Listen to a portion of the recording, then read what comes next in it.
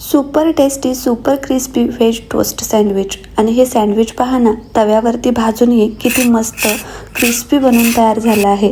तर हे सँडविच तव्यावर इतकं असं क्रिस्पी आणि सँडविचचा मसाला मस्त चटपटीत आणि चीजी बनला की हे सँडविच अगदी बाहेरच्या सारखं बनून तयार होतं. आणि हा सँडविचचा मसाला मस्त चटपटीत एकदम परफेक्ट बनण्यासाठी आपण ही ग्रीन चटणीही बनवून घेणार आहोत. चला तर पटकन हे कॉलेजच्या आठवणीत घेऊन जाणारं व्हेज ग्रिल सँडविच टोस्ट बनवून घेऊयात. नमस्ते, मी सत्याच रेसिपी मराठी या चॅनलवर आपले खूप खूप खूप मनापासून स्वागत आहे. तर सर्वात पहिल्यांदा या सँडविचच्या मसाल्यामध्ये लागणारी चटपटीत अशी ग्रीन चटणी बनवून घेऊयात. तर ही ग्रीन चटणी बनवण्यासाठी मिक्सरच्या भांड्यामध्ये कट करून घेतलेली 1 कप कोथिंबीर, पाव कप पुदिन्याची पाने, 2 ते 3 हिरव्या मिरच्या, अर्धा इंच आल्याचा तुकडा, 4 लसूण पाकळ्या आणि अर्धा लिंबूचा रस ऍड करायचा. तसेच या चटणीमध्ये लसूण 3 ते 4च पाकळ्या घ्यायचा. यापेक्षा जास्त घेतला तर सँडविचमध्ये लसणाचा स्ट्रॉंग फ्लेवर येतो. आता या चटणीला चांगला दाटसरपणा येण्यासाठी यामध्ये 1 ब्रेडची स्लाइस घालायची आणि ही चटणी बनल्यानंतर कलर चेंज होऊ नये म्हणजेच हिरवीगार दिसावी यासाठी यामध्ये 4 ते 5 चमचे थंड पाणी किंवा 2 आईस क्यूब टाकायचे. त्यानंतर या चटणीला चटपटीतपणा यावा यासाठी 1 चमचा चाट मसाला आणि अर्धा चमचा मीठ घातलं.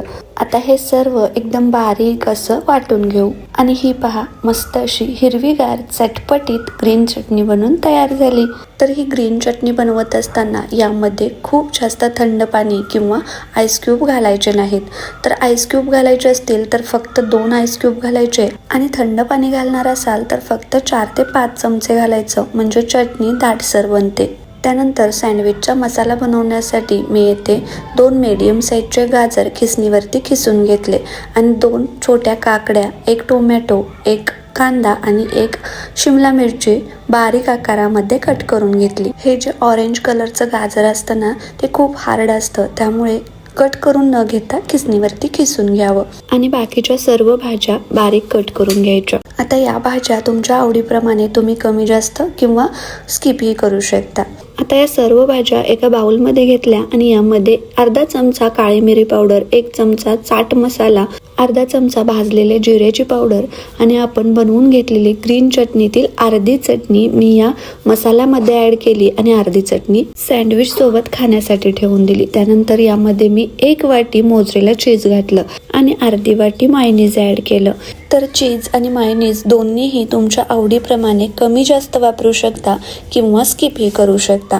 तसेच तुम्ही तुमच्या आवडीप्रमाणे यामध्ये बारीक कट करून पनीरचे तुकडेही ऍड करू शकता. आता हा आपला मस्त असा चटपटीत सँडविच मसाला बनवून तयार झाला आहे. आता हा थोडासा खाऊन पाहायचा. यामध्ये तुम्हाला जर तिखट अजून पाहिजे असेल तर थोडीशी मिरी पावडर ऍड करायची. त्यानंतर सँडविचसाठी मी येथे सँडविच ब्रेड घेतला आहे. या ब्रेडच्या स्लाइसला दोन्ही साईडने अशा पद्धतीने बटर लावून घ्यायचं. बटर लावल्यामुळे सँडविच क्रिस्पी होण्यास मदत होते, त्याचबरोबर सँडविच टेस्टीही बनतं. जर तुमच्याकडे बटर नसेल तर तुम्ही तूपही लावू शकता. आता सँडविच एक्स्ट्रा क्रिस्पी बनण्यासाठी सर्वात महत्त्वाची टिप म्हणजे हा बटर लावून घेतलेल्या ब्रेडच्या स्लाइस मंद गॅसवरती अशा पद्धतीने हलक्याशा भाजून घ्यायच्या, म्हणजे ब्रेड सँडविच एक्स्ट्रा क्रिस्पी बनतं. आता मी येथे 2 ब्रेडच्या स्लाइस हलक्याशा भाजून घेतल्या आहेत. त्यातील एका स्लाइसवर टोमॅटो केचप आणि एका स्लाइसवर ग्रीन चटणी लावून घेतली. तर ब्रेडला अशा पद्धतीने सॉस किंवा चटणी न लावता तुम्ही डायरेक्ट मसाल्यामध्ये ऍड करू शकता. पण अशा पद्धतीने चटणीने सॉस ब्रेडला लावून घेतल्यामुळे सँडविच अजून जास्त टेस्टी बनतं. आता यातील एका ब्रेडच्या स्लाइसवरती आपण बनवून घेतलेला मसाला लावून घ्यायचा आणि वरून दुसरी ब्रेडची स्लाइस लावायची. आता या सँडविचच्या दोन्ही साईडने परत एकदा बटर लावून घ्यायचं आणि त्यानंतर हे तयार सँडविच परत एकदा तव्यावरती मंद गॅसवरती चांगलं शेकून घ्यायचं. आता सँडविच शेकत असताना झाऱ्याने किंवा एखाद्या चमच्याने सँडविच सर्व बाजूने अशा पद्धतीने हलक्या हाताने दाबून घ्यायचं. म्हणजे सँडविच सर्व बाजूनी व्यवस्थित भाजलं जातं. आता हा सँडविच ब्रेड मोठा असल्यामुळे याच्या काटाने व्यवस्थित भाजला नसेल तर काटाने परत एकदा थोडंसं बटर लावून घ्यायचं आणि काटाने सर्व बाजूनी एकसारखा सोनेरी कलर येईपर्यंत भाजून घ्यायचं. आणि हे पहा, आपण हे सँडविच तव्यावरती भाजलं आहे असं वाटतंय का? तर हे सँडविच मी एकदम डार्क कलर येईपर्यंत भाजलं आहे, त्यामुळे क्रिस्पी तर बनलंच आहे. पण आपण ब्रेडची स्लाइस पहिल्यांदा भाजून घ्यायची ट्रिक वापरल्यामुळे हे सँडविच अगदी डार्क कलर येईपर्यंत नाही भाजलं तरीही मस्त असं क्रिस्पी बनतं. तर मी हे दुसरं सँडविच हलकासा सोनेरी कलर असतानाच काढून घेतलं, तरीही किती मस्त असं क्रिस्पी बनून तयार झालं आहे पहा. आणि या सँडविचमधील चीज ही मस्त असं मेल्ट झालं आहे. आता हे तयार सँडविच तुम्ही ग्रीन चटणीसोबत, टोमॅटो केचपसोबत किंवा असंच खाण्याससुद्धा खूप छान लागतं. त्यामुळे तुम्हीही हे सँडविच एकदा नक्की ट्राय करून पहा आणि कमेंट्स करून सांगायला विसरू नका कसे बनले आहे ते. तसेच ही सँडविचची रेसिपी तुम्हाला थोडी जरी आवडली असेल तर प्लीज एक लाईक करत जा.